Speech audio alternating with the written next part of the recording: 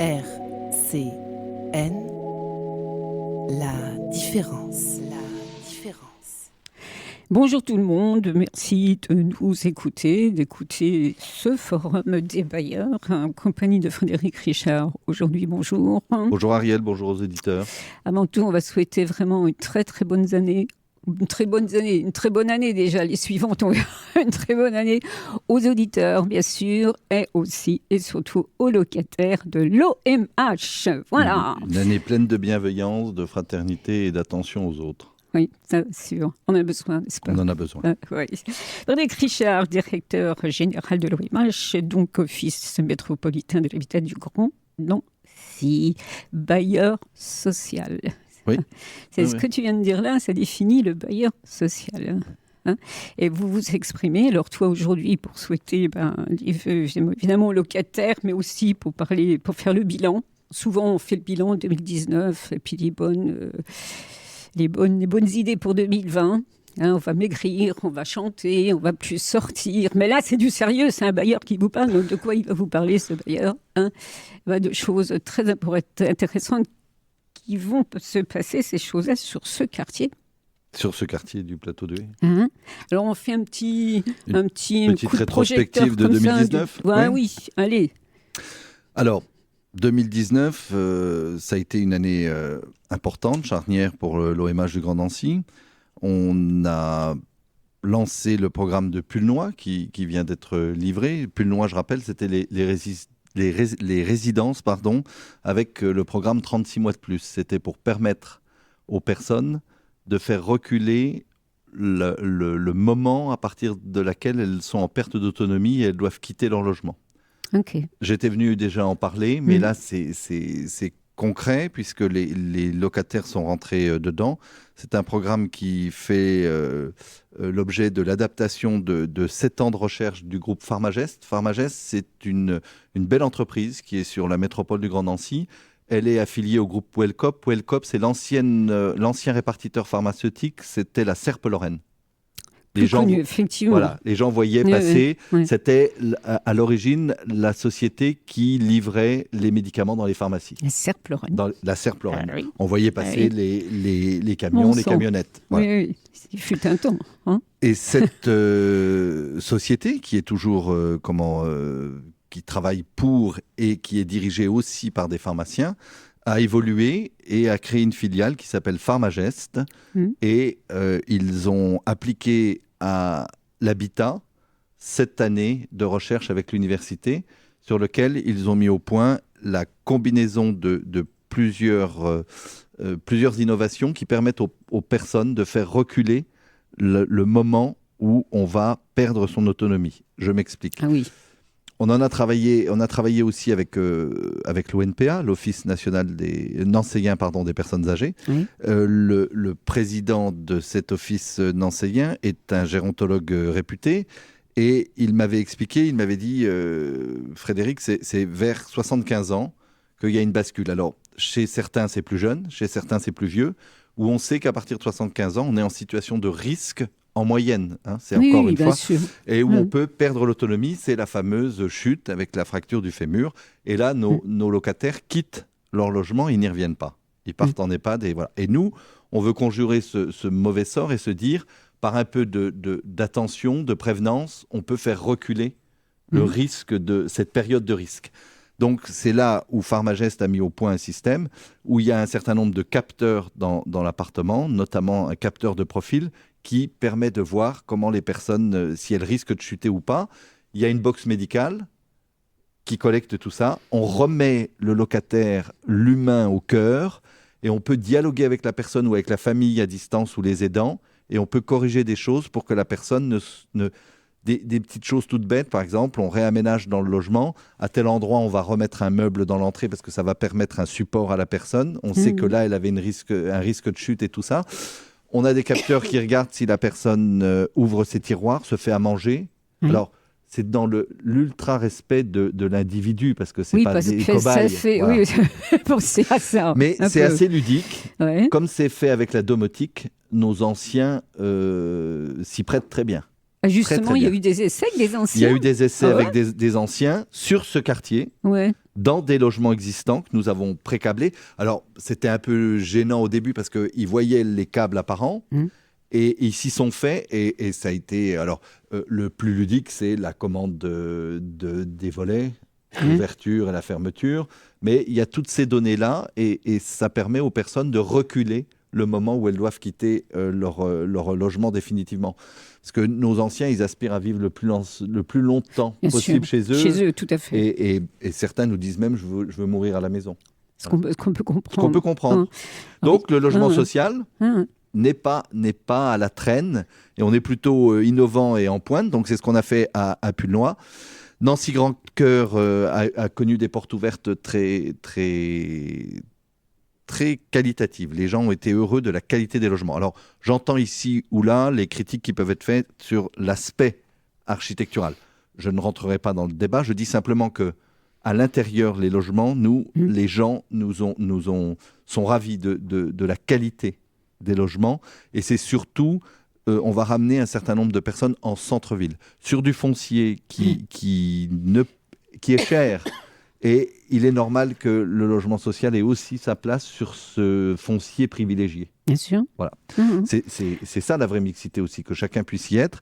Et sur Nancy Grand Cœur, on a un petit programme coup de cœur que j'ai eu, c'est-à-dire qu'on a permis à 14 logements, j'en avais déjà parlé à l'antenne d'RCN, 14 logements qui ont été adaptés pour les ressortissants du GIHP, les grands invalides et handicapés physiques. Leur permettant d'habiter en cœur de ville. On a mis un système assez innovant avec le GIHP et le groupe Bouygues a accepté de modifier, je le dis, je ne suis pas là pour faire de la pub, mais quand c'est mérité, il faut que je le dise, on a modifié le permis de construire alors qu'il était déjà déposé. Et on a réadapté. C'est pas rien, ça. C'est pas rien. Ils ont accepté de jouer le jeu. On a partager les modifications pour permettre aux personnes, parce que les personnes handicapées du GIHP, un certain nombre de ressortissants, quand ils sont en résidence qu'avec des personnes handicapées. Oui. Et il y en a un certain nombre qui ont dit au président Bonnet, Louis Bonnet qui est un homme extraordinaire et que je salue, et Louis Bonnet qui est le créateur du GIHP, parce que Louis Bonnet qui était avoué, voulait aller étudier à la fac et a créé ce système au début de transport. Ça transportait les étudiants qui étaient en fauteuil roulant comme lui. Je me souviens. Parce qu'ils voulaient aller étudier. C'est ça. Ça part de là. Début, c'est la volonté d'un homme qui a dit on va créer des systèmes pour contourner tous les obstacles. C'est ça, en fait. C'est un contourneur d'obstacles systématique et passionné, Louis Bonnet.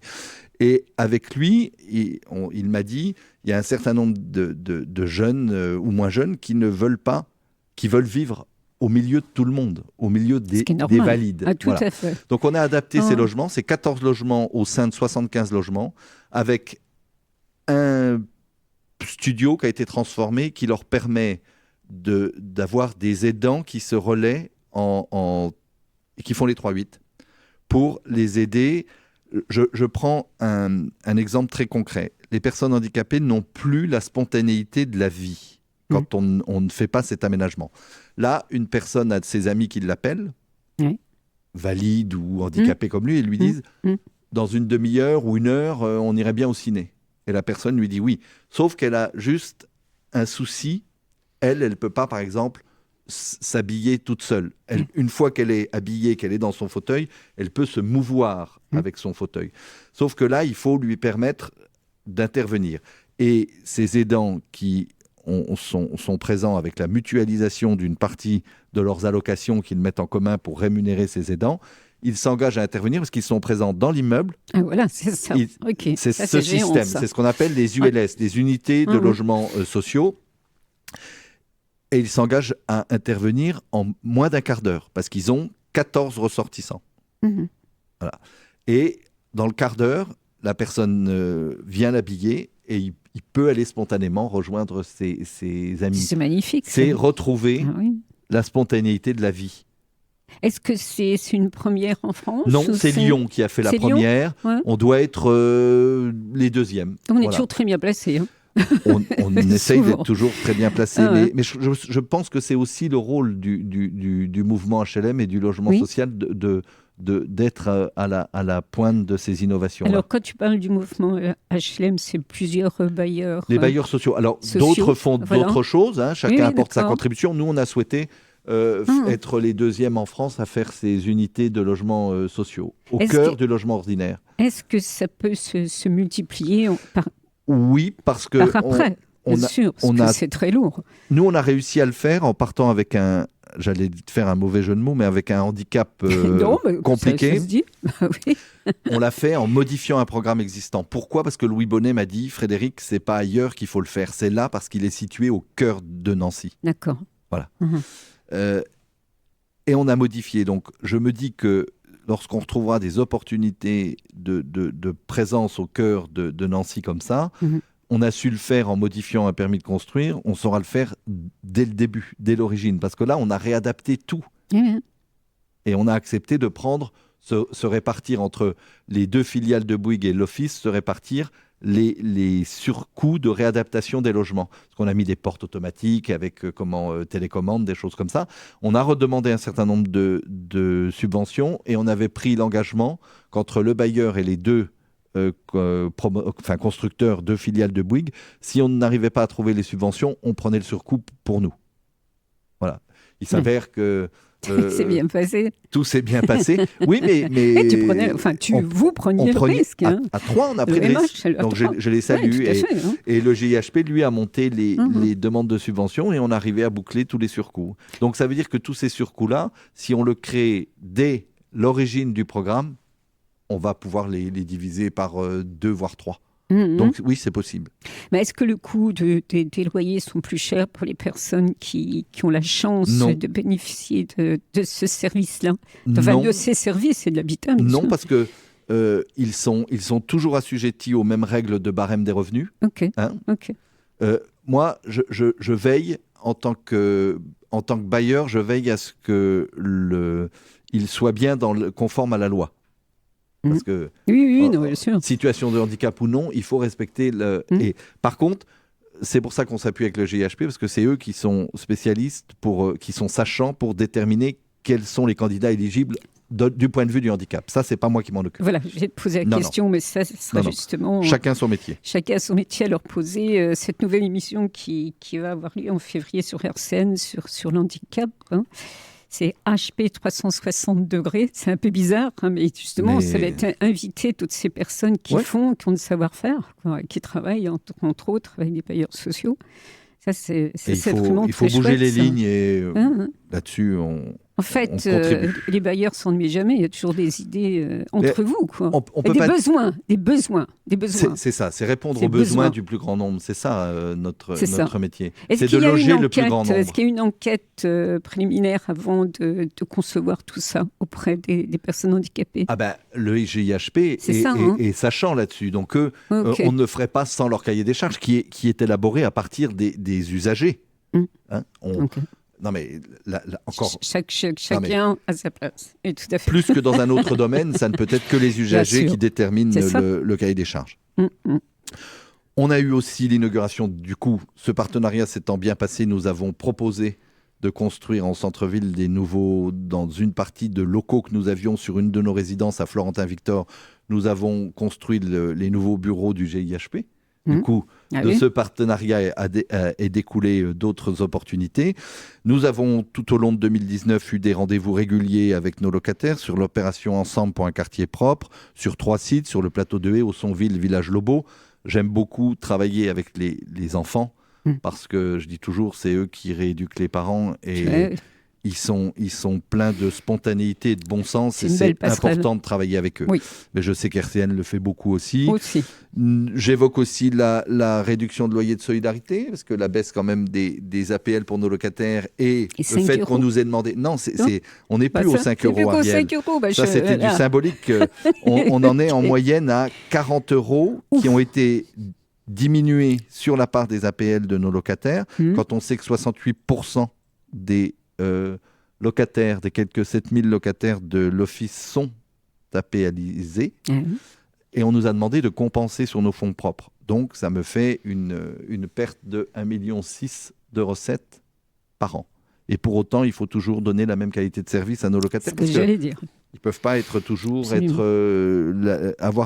victimes de la double peine. Le grand rendez-vous annuel auquel le RCN aussi l'a suivi avec attention, c'est toujours notre participation au Livre sur la place avec la 2e édition de la Battle de Stan.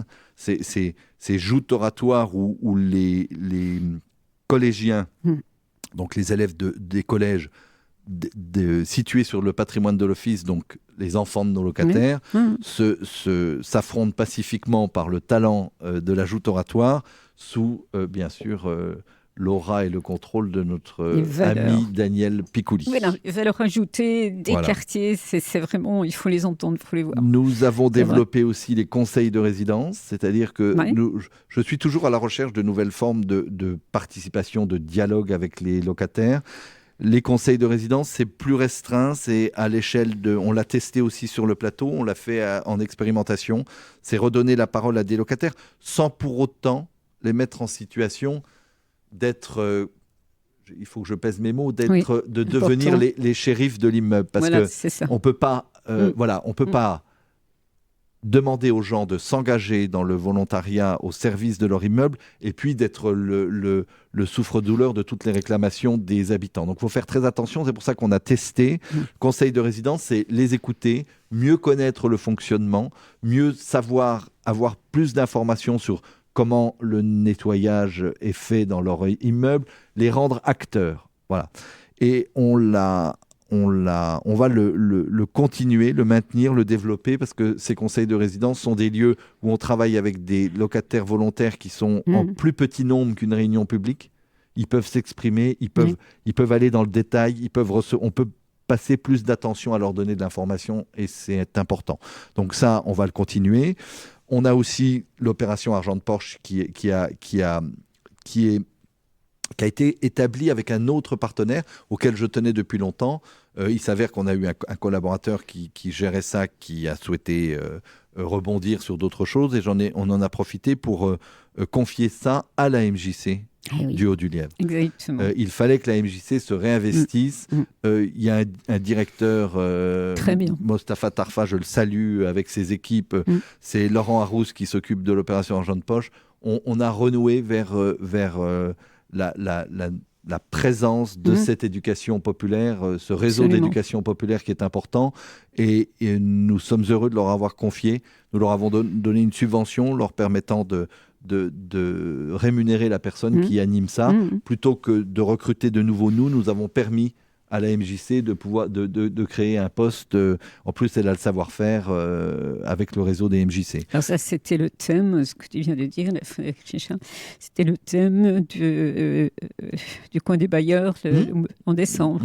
C'est important, ça permet aux enfants de nos locataires, de MJC, en s'engageant dans des travaux qui peuvent être le ménage, qui peuvent être la remise en état de petits menus travaux, d'avoir de l'argent de poche et d'être gratifié. Alors, rappelle-nous, ça existe depuis combien d'années, argent de poche, et ça commence à dater. Ça existe depuis les années 90, milieu des années 90, oui. Oui, et ça marche toujours bien.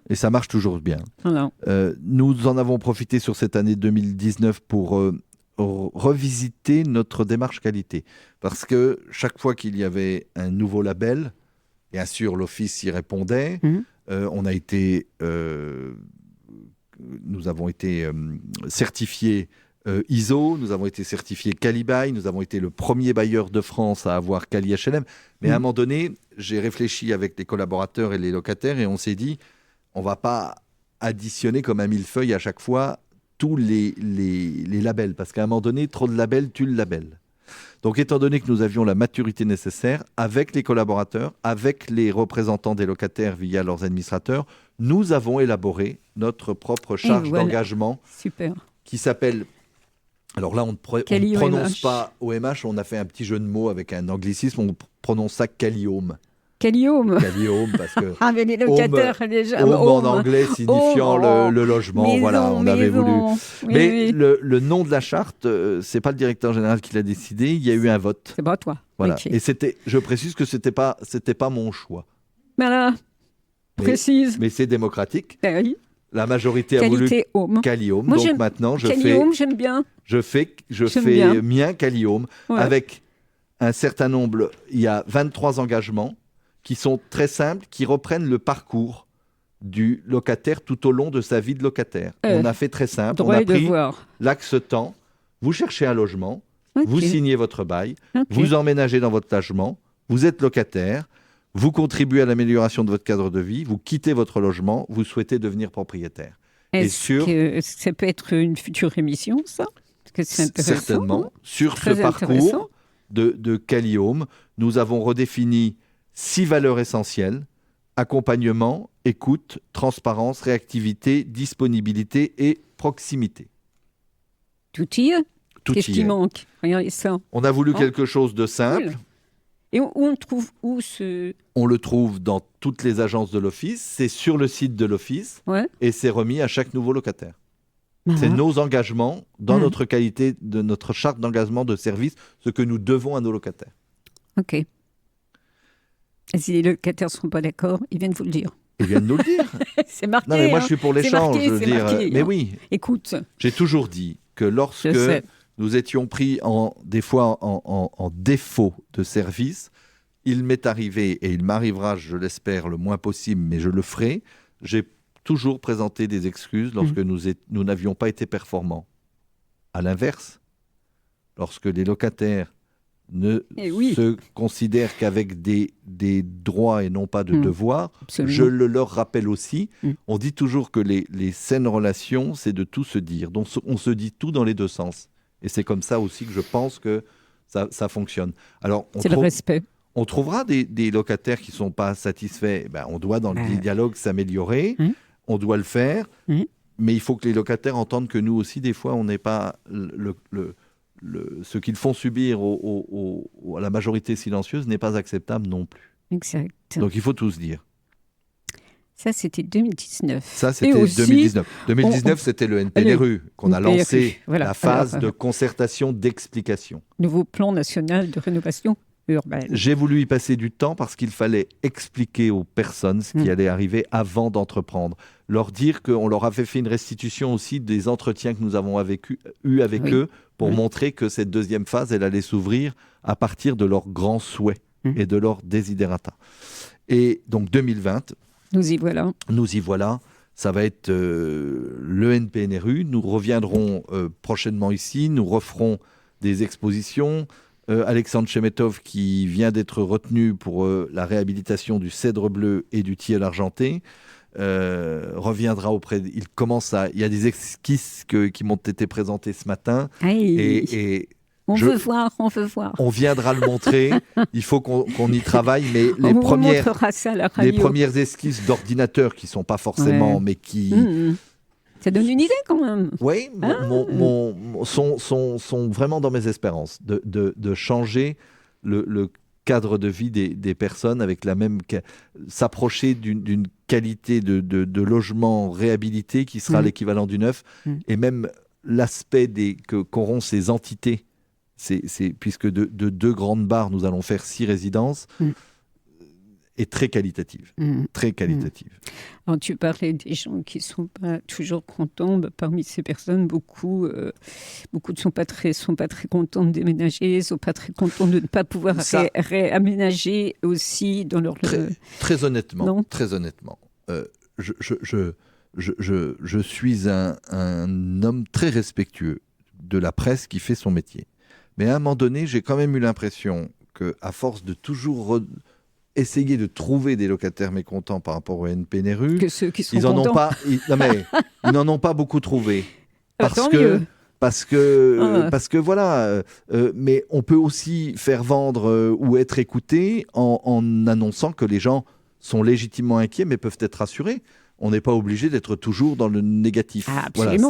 Voilà, c'est mon vœu que je formule à l'ensemble des médias, quels qu'ils soient. Exact. Oui, d'être des fois, de savoir positif. Parler du positif, c'est tout aussi vendeur. Mais tu sais bien que le négatif fait vendre, mais que le positif, on en parle aussi ici. Et justement, le nombre de personnes qui sont déplacées... ce quartier, sur ce quartier, avec l'aide d'RCN notamment, je veux que je veux qu'on soit jugé sur la réalité vraie des choses Oui. et pas sur des pseudo fantasmes d'ici ou là de certains qui voudraient jouer sur la peur des gens. Moi, j'ai pris le temps qu'il fallait pour rassurer les gens. Alors, je ne leur dis pas que c'est une petite aventure que de remanier le tilleul et le cèdre bleu. Très grande aventure.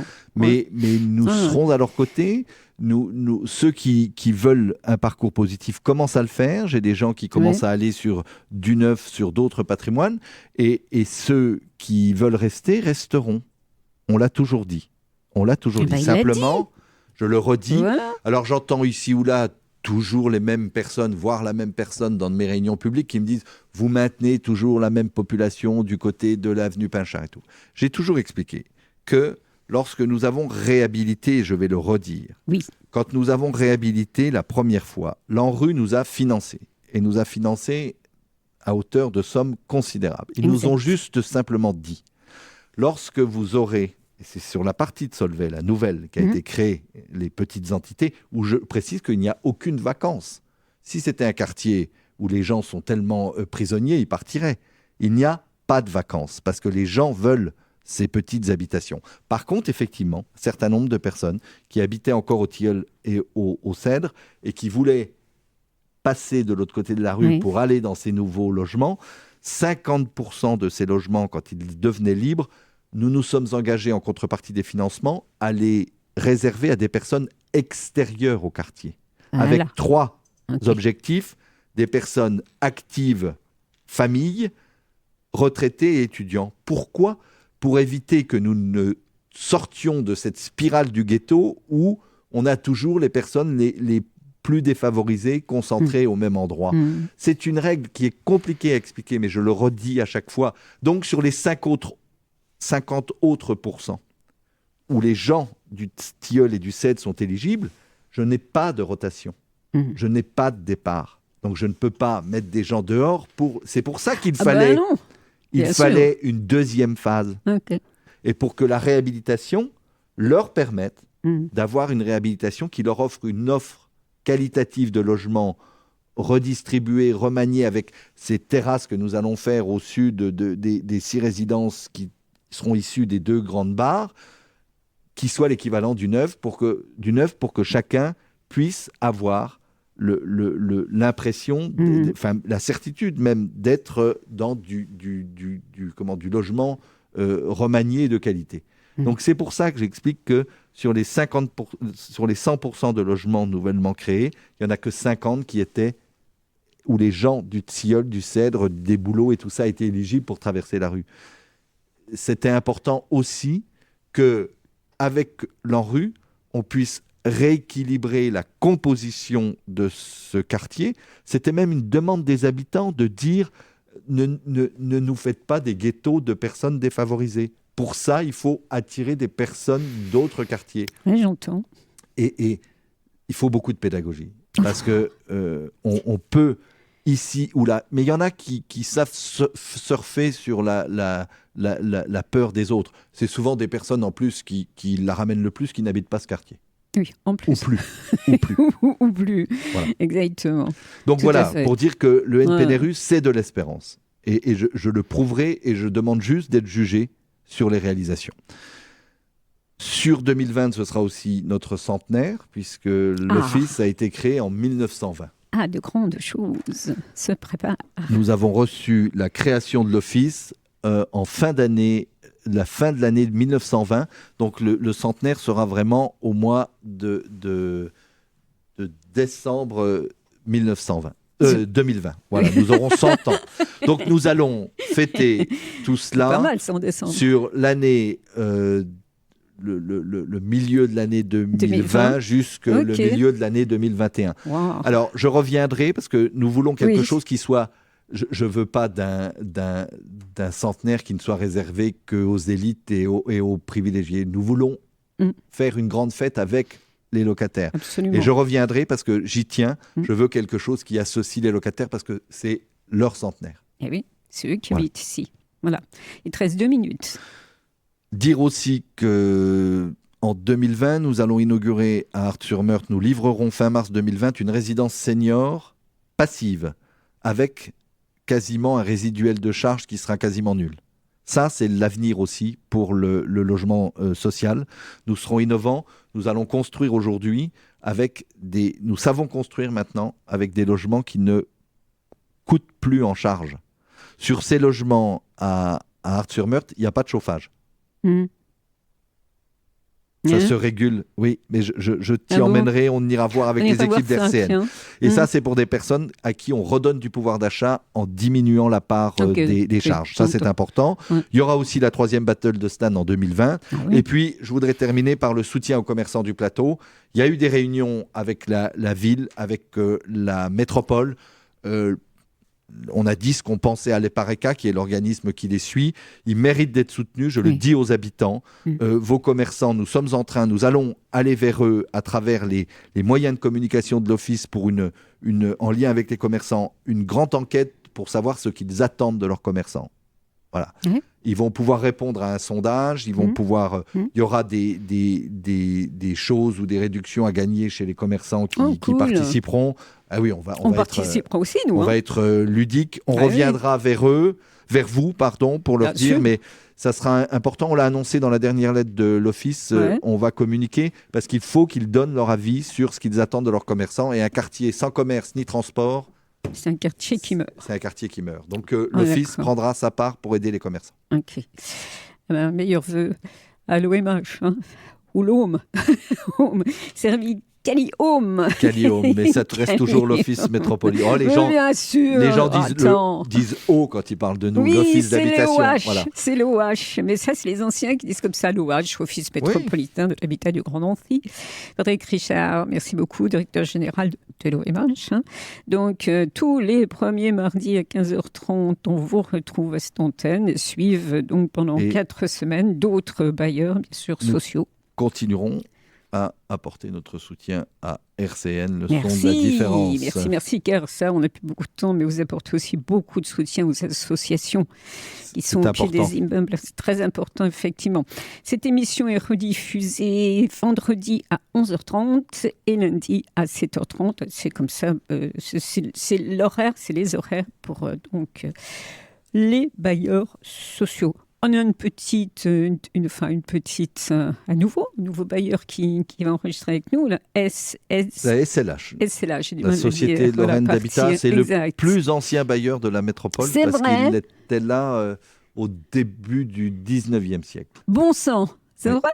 Viendront se présenter en février. Même fin du... Oui, je crois que c'est toute fin, c'est les années 1890 qu'il a été créé. Ah bah c'est bien. Donc voilà, les bailleurs, 4 bailleurs, super, tant mieux. C'est très bien comme ça. Merci à toi. Et bonne année à nouveau à tous les auditeurs et à tous les locataires. On en a besoin. Merci. On remercie Bruno Lenner à la technique. Au revoir. Merci Bruno.